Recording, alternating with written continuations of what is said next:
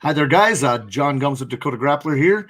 We got three great people coming on tonight to recap the wrestling from the weekend. We are live on Facebook and we are live on YouTube. There are links put out on Twitter and a couple other places. So if you have a chance to come over and watch this, feel free. Again, if you want to check out all the other videos we've done, I think this is probably about number 8 or 9 on this wrestling season. I haven't kept track of the exact number, but go down the corner. On YouTube, check out Dakota Grappler, click the bell, click subscribe, and you'll be able to see lots of wrestling this year. Okay, up on the upper side with me, we have Bill Holton. He is, like I said, my college guru.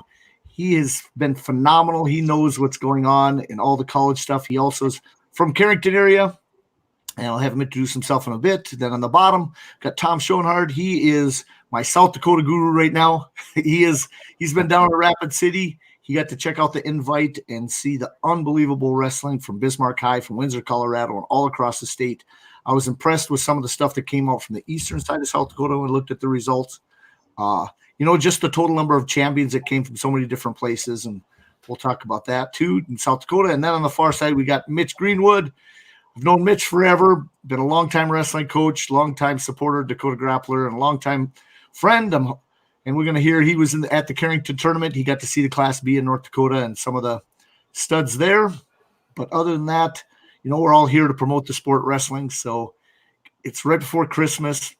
Let's make sure we find wrestling. There's about 2 months left. And next thing we'll be at the state wrestling tournament. So I'll have Bill just make a quick introduction. Then we'll go to Tom, and then we'll go to Mitch. How about Bill? Yeah, hi, Bill Holton here from Carrington, North Dakota. I'm just a big wrestling fan. I follow everything from the Division I college all the way through all the Division II and NAIA junior college, everything else as much as I can, as well as mostly Class B now in the state of North Dakota. I can't get it all in, but I do follow as much wrestling around both states as I can. So I just really enjoy the sport. It's given a lot to me and my family, and I really love watching these kids, grow and battle through stuff all year long. So, and love talking about it. Awesome. Okay, then we got Tom. He's, like I said, Rapid City. I'll have you introduce yourself. Yep, Tom Schoenhard. I live out in Rapid City. I travel mostly the A circuit, and I'm involved in our youth programs out here on the western side of the state. Promote the sport on the AAU side and the youth side, and then also I get a chance to travel around the tournaments. And then I'm lucky enough to work the big tournaments in Rapid, so I'm exhausted after a long weekend. Oh, definitely. No, I tell you what, you guys are pretty smooth on keeping things going this weekend. I was continuously watching track, so You guys must have kept her going pretty well. Yeah, definitely. Okay, and then our other special guest tonight is Mitch Greenwood. I'll have you introduce yourself. All right, I'm Mitch Greenwood, coaching in Pembroke County North this year. This is my 16th year coaching wrestling in North Dakota, but it's the first year I just moved back home to Cavalier, and so that's half of our co-op with Walhalla and Cavalier. So I'm excited to be back home, and we're kicking off another fun wrestling season. No, definitely. One more thing, if somebody's watching this out on Facebook, share it out there so we can get a bunch more people. Feel free to ask any questions in the comments. We'll scroll them across. If we have any major questions, we'll make sure we answer some. We're going to try to make this about a 30-minute show tonight, try to make it quick as possible. But I know when I get long-winded, it could be an hour. I don't know how that goes. But it is wrestling, and I enjoy it a ton. Myself this weekend, I got to kind of take a weekend off a little bit. We had some snow, except Thursday night, I went up to Minot, and Century and Minot dueled. Came down to a pretty good duel. I tell you what, Minot looked good without even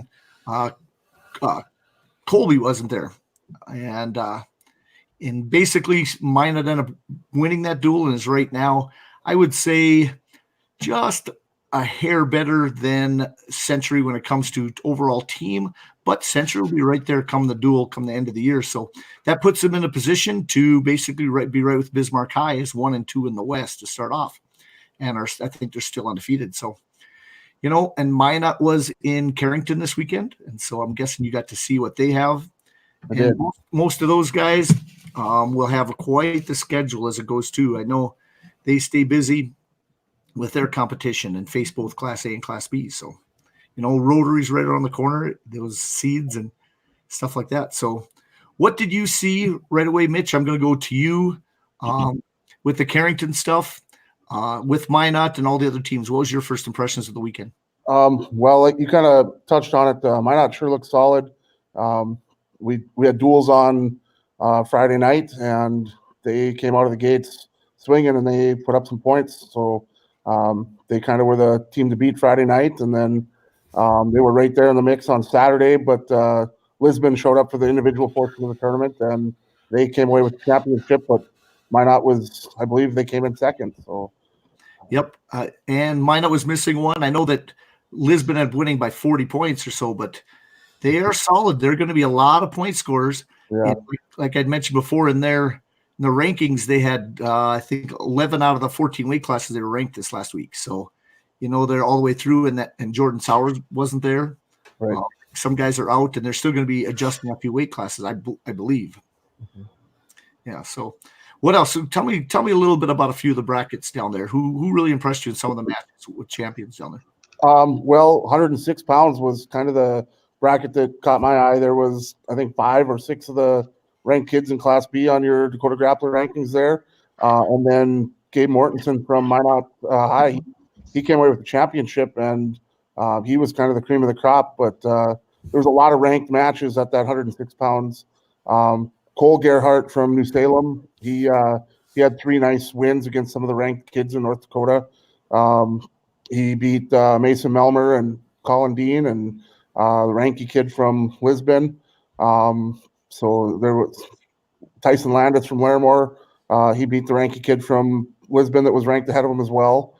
Yeah, there was I think 6 of the 8 that you had there were in that bracket. So yeah, and then the other New Salem kid they wrestled had 2 guys get in that bracket. Right, that Engwich. I think you got him ranked at 112 or 113. I mean, and yeah, he was solid. So he had some nice wins as well. He beat Landis, I know, and he beat Melmer from Beulah, who's ranked number 2, and he'll probably be wrestling 113 this year. So. Yeah, that's tough because one of those guys, they've got 3 good guys in those 2 weight classes, and someone's going to get to wrestle come state. That's tough. Definitely. Yeah. How about what were your impressions of some of the upper weights there? Well, like Peyton Grunfelter, for an example, came out with that was a nice bracket there on Saturday. Grunfelter, he came away with a couple nice wins. He beat Adam Mormon of New Salem. He beat him in the semifinals, and then he won a 3-2 decision, I believe it was, against Sam Rieger from Lisbon. So I think Rieger ranked pretty highly if he wasn't number 1. I think maybe. So that came right down to the very end. So it was a fun match to watch. I got to see that one up close. So yeah. How about some of your guys on your team? Who wrestled out there? We had 2 finalists at 120. We had a champion, Trevor Hinkle. Trevor's solid. He's 12-0 so far this year. I think he's got 10 pins and 2 forfeits. So he's he didn't get a pin in the championship. That was his first match that didn't end early this year. So but he looked really well. Gavin Horning at 182 pounds wrestled really well for us. He made the finals and was a runner-up. We had quite a few other place winners as well. Jace Horgan placed 3rd for us at 132 pounds. He pulled out a couple wins. He beat a ranked kid there too. Yeah, I think so. And he took a tough loss on Friday night. He got caught in a headlock and couldn't get out of it. And then he avenged that loss on Saturday. So that was nice. Our 113-pounder, Carson Brown, he's been having a nice year for us. And he had a nice win over the New Salem kid, Myers, that I think he's in the rankings. Yep. So he did well. Demetrius Avila took 3rd at 152 pounds for us, or 145 pounds. And I think he's up to he's like 12-2 on the season right now. So he's looking real good, and had a really nice win in the 3rd place match in triple overtime. So he gutted that one out. So yeah, it was a fun day. We had 8 semifinalists and just 2 that made it to the finals, but all 8 of those guys placed in the top 5. So it was a good day for us. We finished 4th overall behind Lisbon and Minot and New Salem. So. Okay. And you guys, I know it's one of your main goals to make the dual tournament. What does it look like against the teams in your region, you think? Yeah, well, we were talking about that. Obviously, you start looking at that early in the season, and the teams that can fill their lineups are going to be at a big advantage. And Central Cass. Central Cass is going to have a full lineup. We saw them at the Hillsborough tournament last weekend. We didn't wrestle against them, but we were both at the same tournament, and they've got a full lineup. And wow, I think they got enough kids in the room. They could probably just about fill 2 lineups. They got some young kids though. They did lose a lot of seniors last year, but they reload nicely, and they've got some talent there. So they're going to be right up there in the mix with the Region 2 teams. Carrington has a few holes in the lineup right now. I think they gave up 3 or 4 open weight classes this weekend in the duels, but boy, the weight classes they fill are solid. They've got some real talented kids there. So, I think us and Carrington and Central Cass are we're going to be battling it out. Not sure how many other teams in the region are going to be able to fill enough weight classes to really be competitive in duels. So there's a lot of talent around the region, but maybe just not enough on any one roster to be a real threat in the duels. So how do you guys handle your practices being split between the schools? So we're about 25 miles apart, Cavalier to Walhalla. And actually we have 2 kids that come over from Langdon. And then we have 2 kids that come from Pembina, which is it's about 35 miles from Walhalla as well. So every Wednesday night we just practice at home. We got to be done early enough for church, but we don't make the trip. So we practice at home. We got 9 from Cavalier, so we just have our practices Wednesdays, and then the rest of the week we go to Walhalla. We try to practice 1 day a week where everyone else comes to Cavalier. So we usually get 2 practices a week in Cavalier, and then 2 or 3 in Walhalla, depending on what our competition schedule looks like. Man, I don't know how some of those people do it when they combine the schools. It's an organization nightmare. Right. Well, it was kind of a trick just to get everybody onto one bus on Friday. We left Cavalier at 10:30 and had to meet Walhalla at the corner, 12 miles out of town, and pick those kids up, and then bring a couple blocks out of the way and Langdon and pick a couple more up, and you add up those stops here and there, and got to add on a half hour to every road trip. Oh yeah. Are they coming in on snowmobiles? Not this time.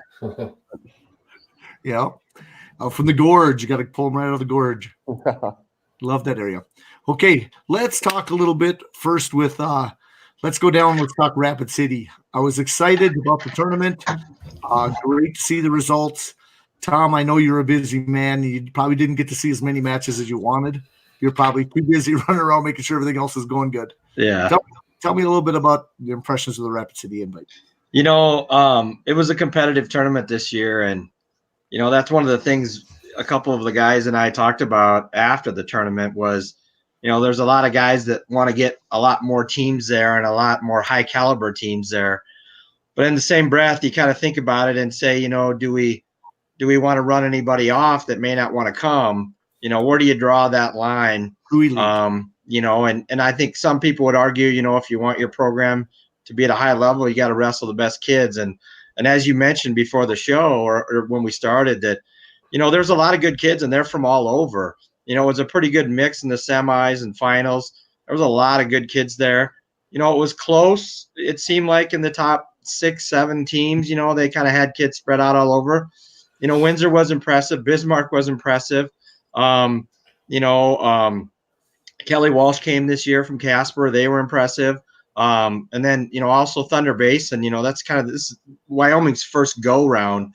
They just start a week after us, which is 2 weeks after North Dakota starts. So, they're just getting in the groove. And it seemed like everybody had a few kids out for a variety of reasons. Some are hurt, some are sick, and some are naughty. But, at the end of the day, it was competitive, and you kind of find out where you're at. And you probably find out more where you're at individually. And if you don't do as good as a team, you can say, well, we got more coming. If you did pretty well as a team, you can say, well, we got more to give. So it was exciting. There were some great matches, obviously. The Serrano kid is certainly fun to watch. He's electric. But, even over the last couple of weeks, you watch some kids that are pretty dominant. Reese Barnhart got the OW this year down here. He looked great.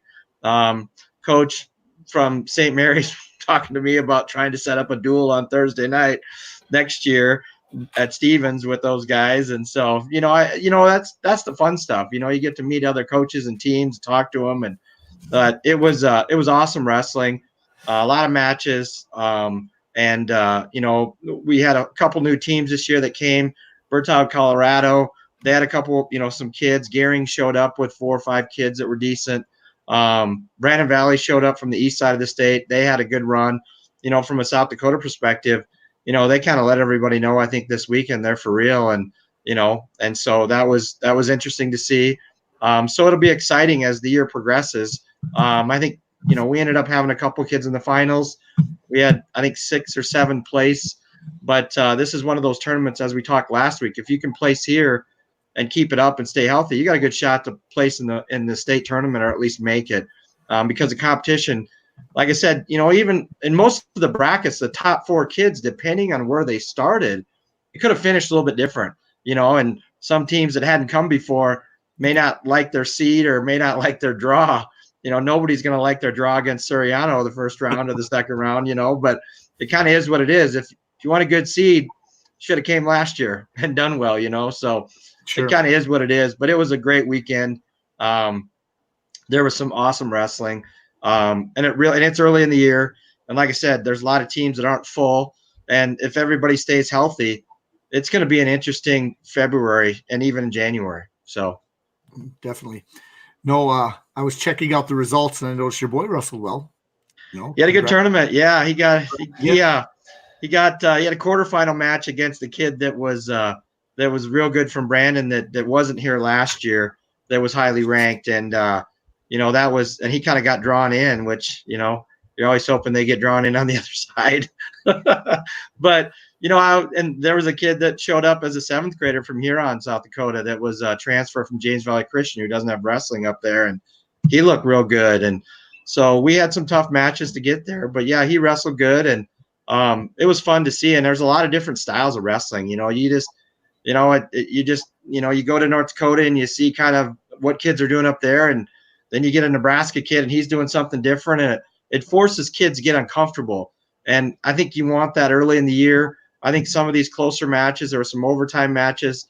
Obviously, if you talk to coaches, there were some good calls and some bad calls. But, now's the time you want those, to kind of get past them and learn from them. And maybe, there was a stalling call at the end of the 82-pound match with the highly ranked kid from Windsor and the sophomore from Brandon, who wrestled him tougher than nails. There was a stall call, I think, with 2 seconds left. And then it went into overtime, and the Windsor kid ended up pulling it out. But that tied the match, and so he looked impressive. But at the end of the day, it's December. So right, very true. No, awesome. No, I noticed a couple other major ones. I noticed our Roldson from Bismarck. He ended up winning it. That was I thought, decent weight class. Yes, and so he was my wrestler of the week this past week, and he's quite the story. He broke his C6 in his neck last year at the Rumble, and then had to sit out the rest of the year last year. And so him coming back and wrestling, I thought that was a big thing. So thumbs up to him, and I think he's got a bright future. He fought off a scare, though. I mean, and I got a chance to meet his dad in Mandan, and of course he was down the floor, and I kind of manage the floor with the coaches and the kids, and make sure that the kids are cleaning up the blood right, and we need a trainer or whatever. And I was talking to him a little bit, and he got caught in a headlock, and it was tight and it was close. But he fought it off at the end of the period, but it was a little scary there with the junk class kid who likes to cradle. Obviously in the 3rd period, he took neutral against him and didn't go down. And he's got a nice blast double because his arms are like an octopus. He can reach about 6 feet. So, there's a fine line between getting your butt out there and getting your legs back and staying moving. And, I can't remember who it was. I told his dad he had an impressive tournament. He's looked real good. But that was a weight class, and most of them, top 4 or 5 kids, they were all pretty good. And the kids underneath of those are the kids that were pretty good last year, and they're better this year, but they're just not where those other kids were. So, yeah, it's an impressive tournament, to come down and win. Is anybody going to touch Nash? The Thunder Basin kid, I was kind of excited. You get those Gillette kids, and they don't mess around. There was a Warren Carr wrestled tough this weekend.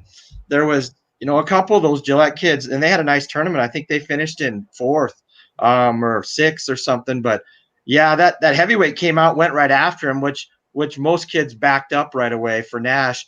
And they actually, my son was excited because he was tapping on Nash's mat, and they came off the mat, and my son went one way and the other kid went the other way, and they went into chairs, and the referee was about my size and he wasn't going to get them. And there was a lot of people there, but they went off the mat twice, and everybody was like scared, because they were going hard. So I was it was nice to see somebody go at him, and give him a little bit of a run. And it kind of happened that he's going after Randy Lewis's consecutive pin record. Well, Randy showed up this week and came down the floor, and I'm like, yeah, you can mill around down here. Took a picture with Nash on Facebook, posted it on his thing. I think he's 1 or 2 pins away, and he'll likely get him this next week. So that was one of his goals, to get that consecutive pin record. And what is that? What is that consecutive pin record? I believe it's 45. And I want to say he's at 43 or 44, I think. And don't quote me on that. And we're terrible at keeping records. So,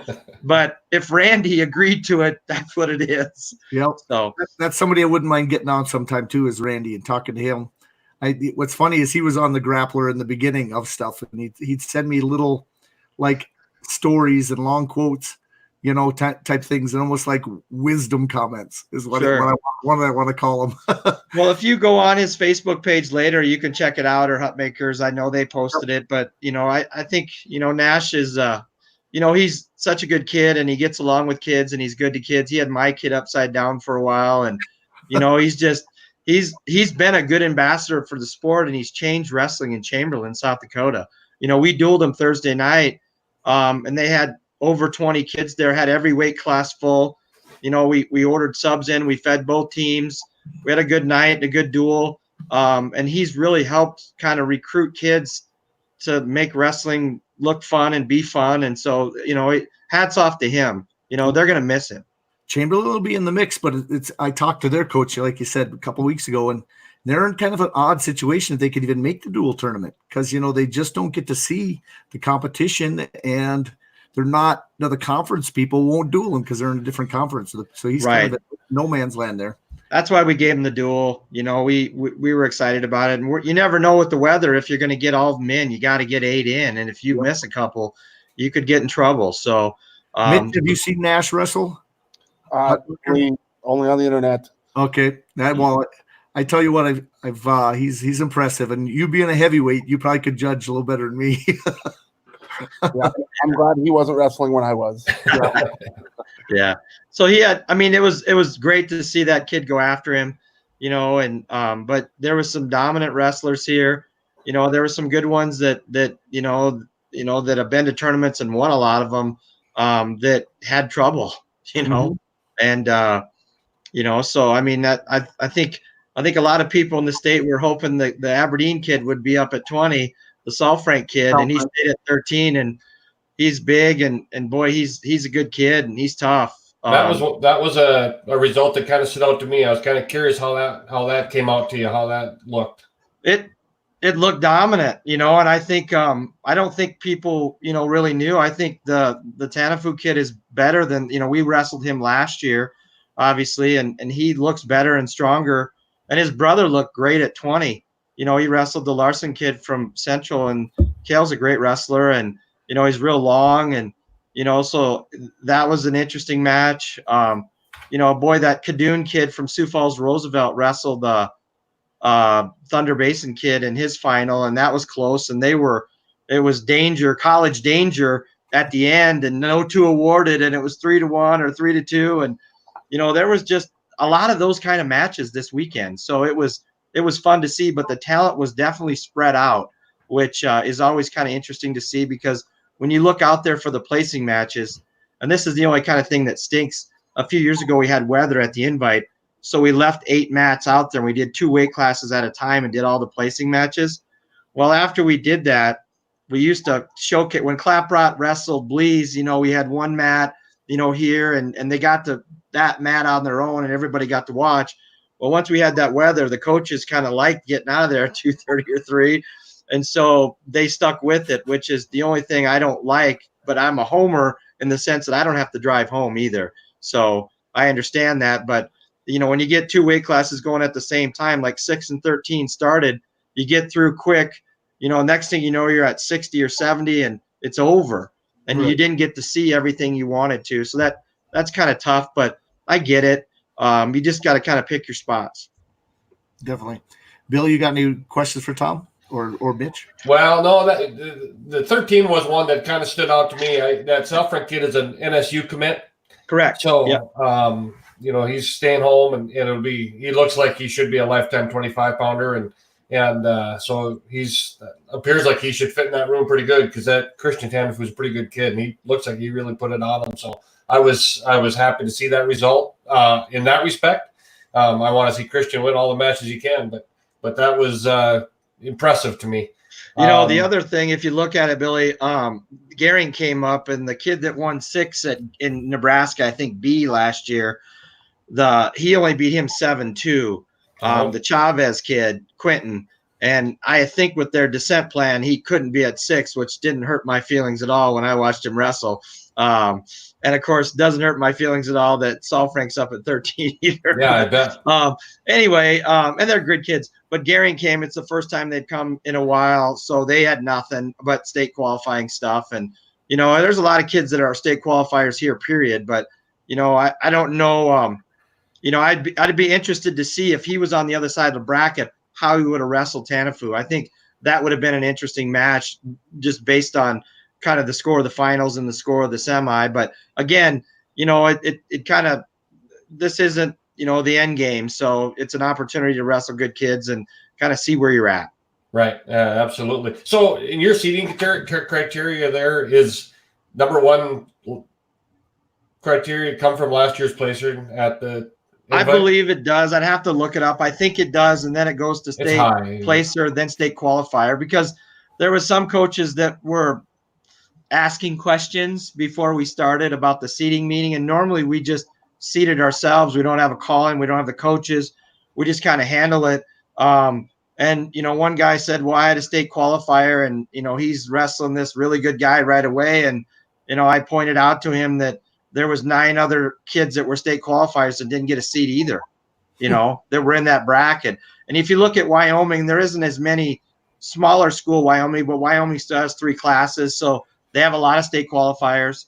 Nebraska's, their classes, at the end of the day, you might be a state qualifier, but if you're not coming and placing here, it's tough. That's the way it is. So it just makes it difficult. So if you do get a chance to place, you feel a little more warm and fuzzy next year if you come back. But, at the end of the day, you just got to come and wrestle. If you're worried about your seed, worried about where you're going to be, I understand that, but maybe there's another tournament for you too. I don't know. We had 40 teams here, and we ended up with, I think, 3 or 4, 5 pigtails right away. We thought about going straight 64s. They want to get that. We already had 2 more teams call us from the eastern side of the state, West Central and maybe Watertown, and a winner might come next year. So, it could. And then we had a girls division with the second chance tournament on Saturday. I think we had about 10 girls wrestle on one mat, kind of showcase them in one mat. And then a lot of the teams, if you go 0-2, 1-2, we had a few teams cheat this year that had a couple kids go 2-2 and they put them in the second chance. No. But to be honest, we don't have time to check that in the morning. So, they get matches. Yeah, well, it's good for them to get matches. Yeah, it's a funny story. A number of years ago now, Lisbon has a big tournament in after the first of the year, the Storehog and Apple Valley came. And this would have been the year they were ranked 1 or 2 in the country. Mark Hall was an 8th grader. Seth Gross was on the team. And a lot of other really good kids. When the seating meeting, their criteria number 1 was last year's placing at the Storehog. So, of course, they were never there. So, these are the best kids in the country. And, and their coach is like, I just draw them in. I don't care where you put them. It doesn't really matter. But it did end up with some pretty odd draws for somebody that was they took 3rd at the Storehog the year before, so they got the 1 seed, and they got to wrestle, Mark Hall in the semifinals.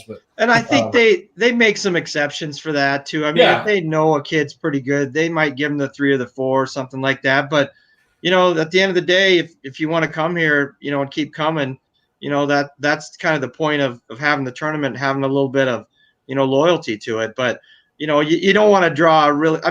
I'll be honest. We there was one bracket where I think, one of the North Dakota kids, the Fettig kid, was winning 9-0 and got cradled and got stuck. Well, one of the other kids that I saw had a tough draw right away, and he got him in the first match of the wrestlebacks. And you're like, that's not the match you want. And that kid probably, could have maybe got out in place. But, those are the kind of things that happen. You're like, oh, no, and then, of course, that wrestler's never happy coming back for that match. So you never want to be that kid, so to speak, coming back. But, and that happens at tournaments, and you just kind of hope it doesn't happen where you're at. Yep. No, it's seeds are always going to be up for discussion, and in the end, if you're going to place, you're going to have to beat a lot of good kids in most of these tournaments. So right, I think the top five kids in most brackets probably were where they were going to be. Whether they could have got third or fifth or been in the finals is probably debatable. But after that, for the most part, in a lot of those brackets, those kids may have got wrestled well or got a good draw coming back through to make the blood round and get a win. But, overall, nobody's going to care about this tournament in 2 weeks, so it doesn't matter. no. Yeah. Mitch, I was looking at a few of the results from Carrington. Being I wasn't there, I saw, there was a couple kids that I continued to look pretty good. Michael Clifton at 170. I did watch. I actually got to watch a lot of those matches just on Facebook from some of the Carrington parents, and he looked tough again, and also Treston Lura again, kind of bringing a strong season forward, winning at 113. So yeah, Michael Clifton, I got to watch him a couple times. I've wrestled, or we've had kids from Watford City wrestle him in the past, so I kind of remembered him a little bit. It's last year I was up in Class A for a year, and so I wasn't as familiar with all of the Class B kids, but I remember a lot of them from 2 and 3 years ago. But he was one that, he stood out. He looked really good. He's poised to have a heck of a season. Tate Hogarth had a really nice tournament and had a first period pin in the championship over Chase Burke from Minot, and I think Burke's ranked fairly high in Class A. Maybe one. I think he might be, and I think so. Tate, I think he's 16-0 on the year now, and he's cruising. Both of the Lura kids looked really nice. I think that they both won their brackets. Another big match, I guess, that maybe forgot to talk about earlier. Gunnar Mogan came down. He'd been at 32 and came down to 26, and hit with Caleb Nielsen from Lisbon in the finals. That was a rematch of last year's state championship, and Gunnar was able to reverse the roles there, and he got 2 tilts and got a 5-point lead, and then gave up a reversal right at the end of the match. But he pretty much controlled the match the whole time through it, right until he gave up that reversal, and he ended up winning 5-2, I think it was. So that was another real solid matchup that could definitely have some implications for state seeding down the road. Those two probably will see each other again. Yeah, I would think so. Yeah, I saw that Gunnar moved down. I didn't expect that. I guess I have not actually laid my eyes on him, but I know he was looking pretty good at 32. And you mentioned the Lura kid Brecken. That was Brecken's had some ups and downs already this year. He's a good kid, and he's going to end up somewhere in the top part of a podium and at the state tournament. But he is a kid that has a ton of talent. And if it all comes together on the right day, he could win the state tournament for sure. Yeah, he had a nice day. He, I think quarterfinals or semifinals, he pinned Jace Horgan from Pembina County North, and they had a major decision over Brody Aberle from Lisbon in the finals. I think Aberle is ranked top 4 right now in the grapplers polls. And then Connor Bosch from Beulah Hazen came down. He had been at 120, I believe, and came down to 113. And Treston Lura beat him in the championship as well and pinned him in the second period. Yeah, so, I think, John, you remember you watched him at the Minot tournament wrestle Matthew Dixer. Yeah. Yep. I remember watching him at the Rumble in the JV bracket. He wrestled one of our kids in the finals at 13. Might have been last year. Yep. And he looked good. He's long. Yeah, he seemed to be long. But, yeah, I think he was in the finals against one of our Stevens kids in the JV side. So he's certainly coming along. Yeah. So yeah, if Treston, handled that match pretty well. It looked like too. So Yeah. Treston's, a pretty big 13-pounder also. So It kind of surprises me as weights start to adjust to people dropping down. I would have never dreamed when I saw Bosch wrestle at Minot that he had enough in him to go down to 13, because he was solid and decent size at 120, I thought. He was awfully big at 113. Yeah.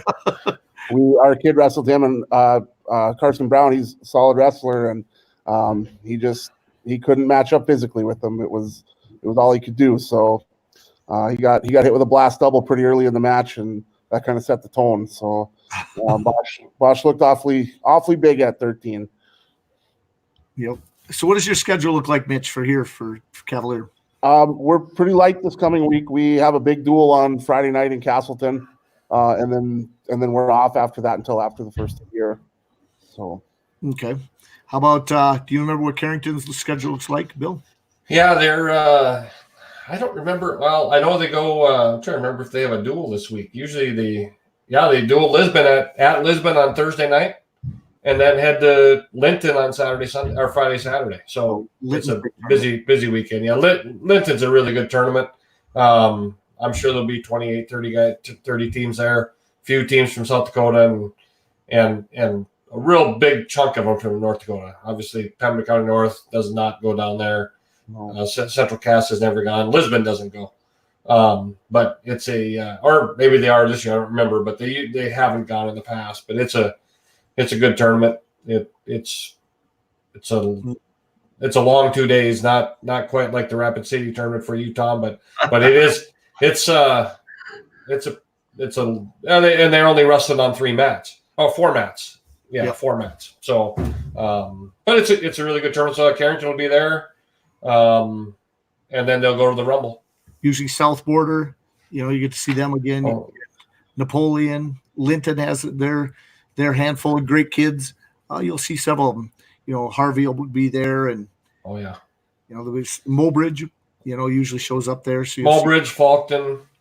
I was talking to Bruce Haas. I usually help him do some pre-seeding, and he had mentioned that Mobridge was not going to be there this year. They had okay. They've been there for quite a few years. Yes. Okay. Well, I'm going to have to look into that a little bit. Definitely. Okay, guys. Well, I tell you what, we've ran our 35 plus minutes here. Tom, one more thing for you. We've already talked about what you guys are up to, but remind everybody out there real quick on your schedule too coming up. Our schedule, we actually dual Sturgis Thursday night, and we'll probably be broadcasting that. That's usually a pretty hot duel, other than the central duel we have. They're good this year. They had a nice little tournament this weekend too, and so we duel them Thursday, and then we go to Madison, South Dakota on Saturday. Mm-hmm. So we'll be up there. We get to see some more East River teams. Some of the same, but some like a West Central. Chamberlain will be there. Sturgis will be there. Madison. We haven't seen them yet. They've got some good kids. So there's a tease over there from the Sioux Falls area. They've got some good kids. So that's there's 18, 19 teams there, and there's some implications that you might not get a chance to wrestle a kid again. So, you got to be on your toes for that tournament for sure. They do a good job there too. Al Biersbach does a nice job. They actually do a youth tournament on Friday night. So my youngest wants to hit that. We did it last year, and why not if you're there, right? Oh, yeah, definitely. So, well, guys, thanks again. We'll just kind of cut the show right here about. You can talk anytime you want. Mitch, anytime you want to come on, just feel free. We'll get you on. I love talking because you got another perspective in different teams. You get to see some of those Minnesota teams. Several years since I've been to a Minnesota State tournament, but it's always pretty good. I Century got beat this last weekend in the finals by a Minnesota team by Perm, who's pretty solid. Mm-hmm. It's gonna be a fun year yet, guys. We got a lot left, but I wish all you guys the best of luck. What you're doing, especially in Cavalier there, and we'll visit again. Well, guys, any last words? Tom, Bill, Mitch, anybody? No. Have a great week. Go watch some wrestling.